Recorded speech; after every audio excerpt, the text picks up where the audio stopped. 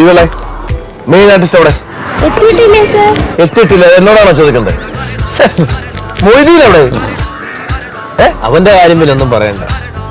ഇതെല്ലാം ചെയ്തു കിടത്തിട്ടുള്ളവനാ. അവനായിരിക്കും ഏറ്റവും ലാസ്റ്റ് കയറി വരുന്നത്. ഒരു ഉത്തരവാദിത്വമില്ല. സ്ക്രിപ്റ്റ് റെഡിയായ സ്ക്രിപ്റ്റ് ഇപ്പൊ റെഡിയാവും. റെഡിയാവും.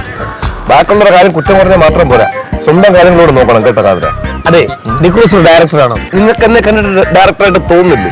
വേറൊരു കാര്യം ചെയ്യാൻ തലേ തൊപ്പി വെച്ചിട്ട് ഡയറക്ടറിന്റെ ബോർഡ് നെഞ്ചി കെട്ടി നോക്കിട്ടിരിക്കുക. അപ്പൊ നിങ്ങൾക്ക് ബോധ്യമാവും. അതല്ല, ഒരു ഡയറക്ടർ ആണെങ്കിൽ ഡയറക്ടർ അല്ല രാവിലെ 5 മണിക്ക് വന്ന് കുത്തിയിരിക്കേണ്ടത്. ഡയറക്ടർ ആയിട്ട് താമസിച്ചൊക്കെ വരാം.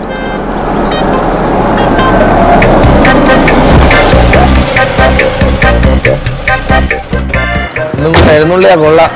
കണ്ട എന്തൊരു ലാഘവത്തോടെ വരുന്നു. രാവിലെ പാട്ടും കേട്ട് സൂചിച്ച് വരുക.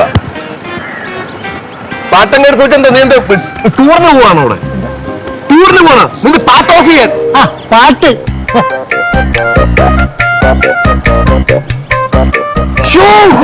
എന്തോ പുളിച്ച തെറിയാണോ അത്? അതാണ് നമ്മളെ കാശ് കൊടുക്കാത്ത ലോഡ്ജുകാരൻ വിളിക്കണ തെറിയാ. വിളിക്കും, നിന്നെ വിളിക്കും. നിന്റെയൊക്കെ സ്വഭാവം ഇങ്ങനല്ലേ? നിന്നെയൊക്കെ പലതും വിളിക്കും. അല്ല, നീ ഇത്ര നേരം അവിടെ പോയത് ഓടിച്ചാടി നടത്തിട്ടുള്ള ഒരാളല്ലേ നീ? ഓടിച്ചാടി നടക്കുക തന്നെയാണ് ഞാനും. ഞാൻ പോയതൊക്കെ നിങ്ങൾക്ക് വേണ്ടി നല്ലൊരു കാര്യം ചെയ്യാനാ. പിന്നെ നല്ല കാര്യം ചെയ്യാൻ വേണ്ടിട്ടല്ലേ പോകുന്നത്. ലേറ്റായിട്ട് വന്നിട്ട് പിന്നെ നീ കൂടുതൽ ഡയലോഗ് അടിക്കരുത്. ഞാൻ പന്നോട് കാര്യം ചോദിച്ചോട്ടെ, നിങ്ങൾക്ക് ഇപ്പൊ എന്താ നിങ്ങളെ പ്രശ്നം? എന്താ ഷൂട്ടിങ് ഇത്തിരി താമസിച്ചല്ലേ? നിങ്ങൾ ഇത്തിരി താമസിച്ചാൽ നിങ്ങൾ ചെയ്യണ ഷൂട്ടിങ് വിജയിനെ വെച്ചിട്ടാണെങ്കിലോ അതൊന്ന് ഓർത്ത് നോക്ക്. ഏത് വിജയ്? ഏത് വിജയ്? ചായക്കടക്കാരൻ വിജയ്. എടാ ഇളയ ദളപതി ആലോചിച്ചു.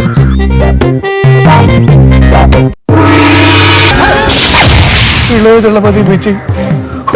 വിജയ് നടക്കൂ. പിന്നെ വിജയ് നടക്കാതെ വിജയന്റെ മൊണ്ടിയാണ്. പിന്നെന്താ നടക്കാതെ? അതായത് ഞാനിന്ന് രാവിലെ ഇങ്ങോട്ട് വരുന്ന വഴിക്ക് ആ മസ്കറ്റ് ഹോട്ടലിൽ എടുത്ത് ചായ അടിക്കുക. ഈ ചായ അടിക്കുമ്പോണ്ട് അതാ മുന്നിൽ നിൽക്കണ് വിജയല്ല, വിജയന്റെ മാനേജർ.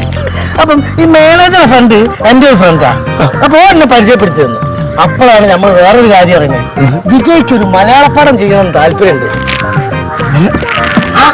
മാനേജർ പറഞ്ഞോട് കുഴപ്പമില്ല, സ്ക്രിപ്റ്റ് ഉണ്ട്. ഞാൻ സ്വപ്നത്തിൽ വരെ കണ്ടിട്ടുണ്ട് എന്റെ സ്ക്രിപ്റ്റ് വിജയ് അഭിനയിക്കുന്നത്.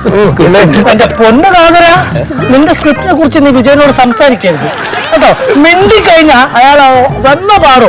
നമ്മൾ തമ്മിൽ തല്ലല്ലേ പ്ലീസ്. നല്ലൊരു അവസരം നോക്കാതെ കാര്യം പറയാം. അപ്പൊ നമ്മൾ പറഞ്ഞ മനസ്സിലാക്കി. അപ്പം എന്താ വെച്ചാൽ മാനേജർ ഇന്ന് സെറ്റിലേക്ക് വരാന്ന് പറഞ്ഞു. നമ്മുടെ സെറ്റപ്പ് കോക്കിയാണ് അയാൾ വിജയനോട് കാര്യം പറയാൻ സംഭവം. മാനേജർ വരുമ്പോ ഇവിടെ ചുമ്മാ ചാപ്പാല പട്ടികളെ കൊണ്ട് ബഹളം ഉണ്ടാക്കിക്കൊണ്ടിരിക്കും.